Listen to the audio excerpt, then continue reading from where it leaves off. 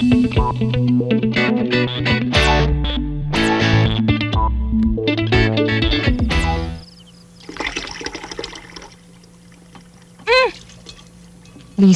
may sasabihin ako sa'yo. Nag-propose na ba? Oo, but it's not that. You have to promise me na hindi ka masya-shock at hindi ka mag-over-emote, okay? Bakit? Okay. Mali ako. Dapat tinawagan kita. Pero, Sagutin mo lang yung tanong ko, sino siya? boss ko nga, Sabi ni Mayen, babaeng nakita niyang kasama mo sa restaurant.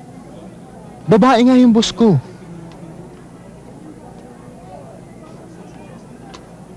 You never said na babae ang boss mo. Sabi mo sa akin lalaki. Hindi ko sa'yo sinabing lalaki. Akala mo, lalaki. But you never corrected me. Okay, mali ako. Dapat kinorek ko. Ba't ka nakapag-date sa boss mo? Hindi ako nakipag-date. Nag-dinner lang kami. At ikaw naman, atat na nag-agree. Lisa, boss ko yun. Paano akong hindi? Counted bang overtime yung pa-dinner nyo? Don't be so childish. Ano ba pangalan ng boss mo? Marijo.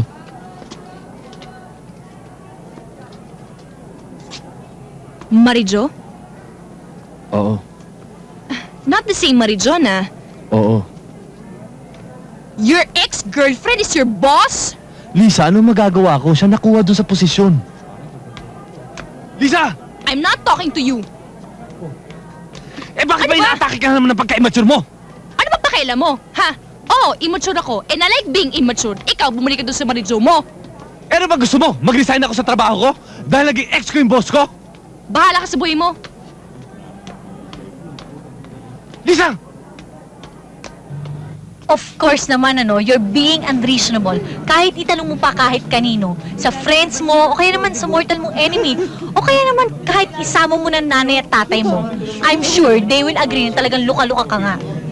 But I just can't stand the idea. Ay, teka, sandali lang. Bye! Na day in and day out kasama ng boyfriend mo yung ex niya. Oo. Na since she is the boss, kailangan lahat ng iutos niya kay Dennis. Sandali, bakit mo ba ako tinutorture? Akala ko makakampi kita. Excuse me, hindi ako kumakampi sa luka-lukaan. Teka muna, ano gagawin ko? Ma-pride ka, hindi ba? Oo. Oh, hindi mo naman kaya mag-sorry sa kanya. Sorry? Ako na nga naagrabyado, ako pa magsusorry? Eh di magdusa ka.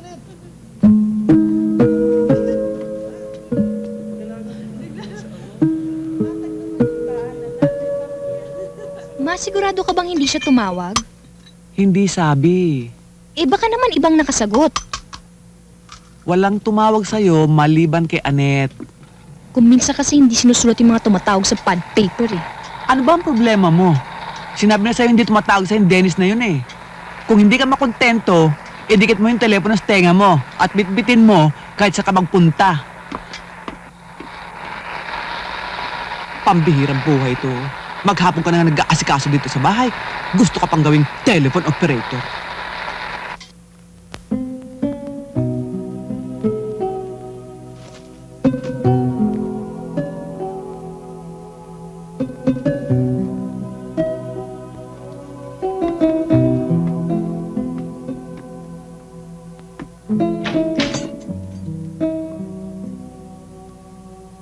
Ito naman.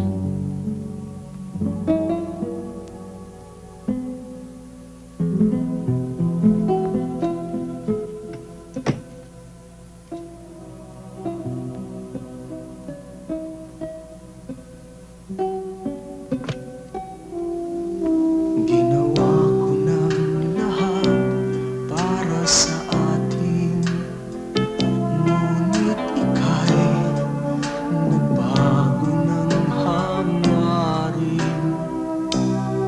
Kahit wala na tayo at masakit man sa puso, ay hindi